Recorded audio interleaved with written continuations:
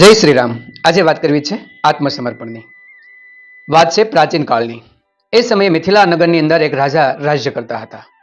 તેમની બાજુમાં કૌશલ નામનું એક નાનું રાજ્ય હતું.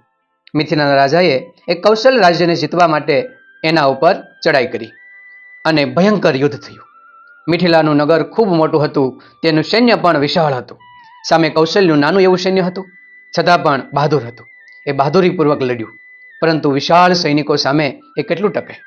અંતે તેમના સૈનિકો મૃત્યુ પામ્યા અને રાજાને પણ મેદાન છોડીને ભાગવું પડ્યું. કૌશલ નરેશ જંગલોની અંદર છુપાઈ જાય છે. મિથિલાનો રાજા વિજયી બને છે, પરંતુ તેમને શાંતિ નથી મળતી. તેમને એમ થાય છે કે ગમે એમ કરીને મારે કૌશલના રાજાને પકડવો છે અને તેને સજા કરવી છે. આથી તેમને એક જાહેરાત કરી કે જે કોઈ કૌશલ રાજાને પકડીને લાવશે એને 1000 સોના મોહરો આપવામાં આવશે. આવી જાહેરાત થઈ. આ બાજુ કૌશલના રાજા જંગલમાં આ બાજુથી પેલે બાજુ ફરતા ફરતા ભૂખ્યા તરસા રખડતા એક ગામની અંદર પહોંચી જાય છે. એ ગામ કૌશલ રાજ્યનું એક અંતરિયાળ ગામ હતું. ગામની અંદર આવીને રાજા જુએ છે તો એ રાજ્યની અંદરનું એ ગામના તમામ યુવાનો એ યુદ્ધની અંદર ખપી ગયા હતા. એ ગામની અંદર માત્ર સ્ત્રીઓ, બાળકો અને વૃદ્ધો જ હતા. વૃદ્ધો સામે વાતો કરી રાજાને ઓળખી ન શક્યા. ત્યારે એમને કીધું કે આ યુવાનો બધા ક્યાં ગયા?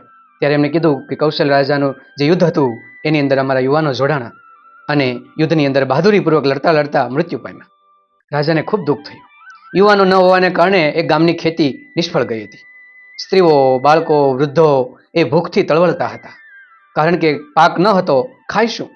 આવી પરિસ્થિતિ એમને જોઈ રાજા દુઃખી દુઃખી થઈ ગયો કે જે મારા કારણે મારા રાજ્યની સુરક્ષા માટે તમામ યુવાનો ખપી ગયા અને એમનો પરિવાર દુઃખી દુઃખી થઈ ગયો.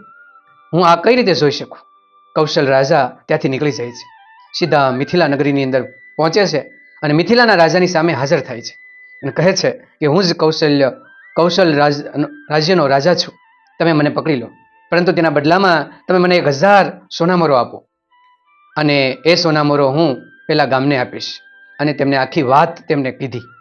ત્યારે મિથિલા નગરના રાજાનો આત્મપરિવર્તન થયું અને તેમને પણ પેલા રાજાને ગળે વળગાડી લીધા કે ધન્ય છે તમારી પ્રજાને કે તેમના રાજા માટે પોતાનું બલિદાન આપી દીધું અને હજુ પણ એ રાજ્ય અકબંધ જીવી રહ્યું છે. અને એ રાજા પણ કેવા પોતાનું આત્મસમર્પણ કરી અને પ્રજા માટે માંગણી કરવા આવ્યા. આજથી તમે મારા દુશ્મન નહીં, પણ તમે મારા મિત્ર છો, એમ કહી મિથિલા નગરના રાજાએ તેમને ગળે લડકાવ્યા અને ફરી વખત રાજ્ય તેમને સોંપી દીધું અને પ્રેમપૂર્વક કૌશલ્યના રાજા પોતાની પ્રજાનું પાલન કરવા લાગ્યા. આમ રાજા એવી પ્રજા એવી સાબિત કરી દીધું.